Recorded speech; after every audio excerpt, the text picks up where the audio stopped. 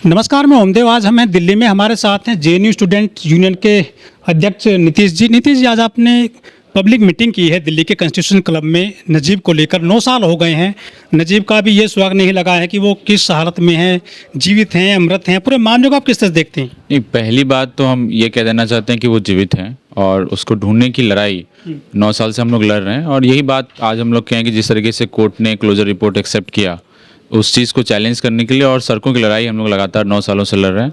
संसद के भीतर भी इस लड़ाई को हम लोग मजबूत करें, इस कारण से अपोजिशन के एमपीज़ और टीचर्स एसोसिएशन, जर्नलिस्ट को हमने बुला के यहाँ पे मीटिंग किया है ताकि इसको और इस आंदोलन को और आगे मजबूती मिले।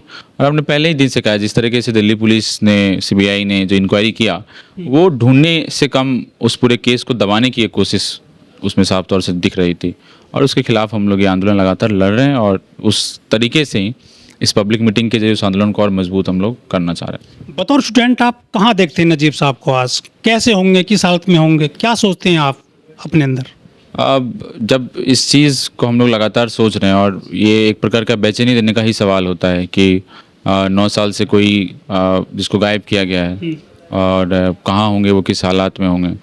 इस देश में आप समझिए कि हर व्यक्ति को लगातार हम देख रहे हैं कि स्टेट अलग अलग तरीके से मारने की कोशिश करता है, गायब करने की कोशिश करता है। तो ये सवाल अपने आप में बहुत बेचैनी पैदा करता है कि कहाँ होंगे नजीब। जेएनयू एक ऐसा संस्थान है जहाँ पे ब्रिलियंट पैदा होते हैं, एक पूरा बुद्धिजीवी समाज पैदा हुआ है, बड़े बड़े प्रोफेसर, नौकरशाह पैदा हुए हैं, लेकिन वहाँ एक स्टूडेंट गायब हो जाता है। नहीं, गायब हुआ नहीं है, उसको गायब करवाया गया है। और कौन लोग हैं वो? वो ऑब्वियसली जो एबीपी के लोगों ने, उनको एक दिन पहले उनके साथ मारपीट की 9 लोगों ने। कहाँ, अभी जो पूरा मीटिंग हुआ है उसमें हम यही बात बोल रहे हैं कि सीबीआई ये बोल रही है कि हम उसके फ़ोन का लॉक नहीं खोल पाए, देश की प्रीमियर एजेंसी डिजिटल इंडिया है। डिजिटल इंडिया में। तो ये समझने की ज़रूरत है, उसको गायब करवाया गया है। और उसके बाद तमाम दिल्ली पुलिस से लेकर के एसआईटी से लेकर के सीबीआई ने उसको, जो लोग आरोपी थे, उनको बचाने का काम किया है, ना कि नजीब को ढूंढ के लाने का काम किया है। लेकिन सर, दिल्ली पुलिस के तो बड़े बड़े उदाहरण पेश किए जाते हैं कि तुरंत कार्रवाई करती है, सदैव आपकी सेवा में तत्पर हैं, रात और दिन हर आदमी को न्याय मिलता है दिल्ली पुलिस के जरिए।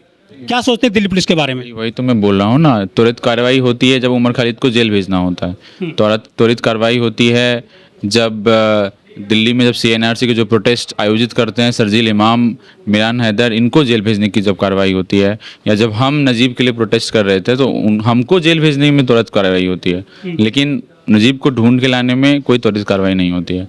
जहाँ पे न्याय करना है वहाँ पे कोई त्वरित कार्रवाई नहीं होती है। क्या जेएनयू के पीछे पर कोई ग्रहण लगा है कि लाल इमारत है, वामपंथियों का गढ़ कहा जाता है? ये जो एक बदनाम करने की कोशिश की जा रही है, ये भी कुछ मामला हो सकता है उनकी जो गुमशुदगी अभी तक चल रही है नजीब साहब की? देखिए, 2016 का ही वक्त है। 9 फरवरी के बाद जिस तरीके से जेएनयू को बदनाम करने की कोशिश शुरू हुई थी और उसके 6-7 महीने बाद अक्टूबर के महीने में नजीब को गायब करवाया गया। तो ऑब्वियसली बात है कि इस तरीके से प्रीमियर इंस्टीट्यूशन को, और ये वामपंथ या दक्षिण पंथ की बात नहीं है, यूनिवर्सिटी पढ़ने लिखने की जगह होती है और लोग पढ़ाई ले विचारधारा, नहीं नारे जो वहाँ लगाए जाते हैं, क्या ये भी मेन कारण हो सकता है उनकी गुमशुदगी में? नहीं, आप अगर नारे लगाए गए हैं तो 9 साल से ऊपर हो गए हैं, चार्जशीट फाइल करके जेल में भेज देते, लेकिन किसी के पास कोई सबूत नहीं है। और ये तमाम गोदी मीडिया जो वहाँ पे दिखा रही थी, वो अलग अलग रिपोर्ट में आई कि वो जो वीडियो दिखा रहे थे वो तो गलत वीडियो है। हमने यही बात बोला कि उस 9 लोगों की जिस तरीके से पूछताछ होनी चाहिए, उस 9 लोगों की जिस तरीके से जांच होनी चाहिए, दिल्ली पुलिस ने पहले ही दिन से, इंस्टेड ऑफ कि नजीब को ढूंढने के लिए लड़ाई लड़े, उसके लिए केस को मजबूत करे, उसने नजीब के उस पूरे केस को डिसमेंटल करने का कोशिश किया। और ये अलग अलग तरीके से हम लोग को समझ में आया। जब सीबीआई के पास इंक्वायरी पहुंचा तो सीबीआई ने साफ तरीके से बोला कि दिल्ली पुलिस ने जिस ऑटो वाले को कोर्ट में पेश किया था कि उस ऑटो में बैठ करके नजीब कैंपस से बाहर गया, सीबीआई की इंक्वायरी में साफ तरीके से पता चल गया कि दिल्ली पुलिस ने उस ऑटो वाले को जबरदस्ती वहां पे इम्प्लांट किया था। तो ये, और अलग अलग समय पे कोर्ट ने भी इस बात को बोला कि पूरी की पूरी इंक्वायरी में जिस प्रकार की कमियां रही वो हमें देखने को मिला। और रिसेंट एक सेटबैक रहा हम लोगों के लिए, हमारे मूवमेंट के लिए, नजीब को ढूंढ के लाने के इस मूवमेंट को। सीबीआई ने जो क्लोजर रिपोर्ट कोर्ट में सबमिट किया, उस प्रोटेस्ट पिटीशन के खिलाफ जो प्रोटेस्ट पिटीशन चल रहा था, 5 साल बाद 5 साल बाद दिल्ली के कोर्ट ने उस क्लोजर रिपोर्ट को एक्सेप्ट कर लिया। लेकिन हम लोग रुकने वाले लोग नहीं हैं और हम हमेशा फातिमा अम्मी के साथ पूरा जेएनयू खड़ा है और इस क्लोजर रिपोर्ट को जो कोर्ट ने एक्सेप्ट किया है उसको हम लोग आगे भी बातचीत कर रहे हैं और दिल्ली हाई कोर्ट में और आगे चल के जहाँ भी होगा उसको चैलेंज किया जाएगा।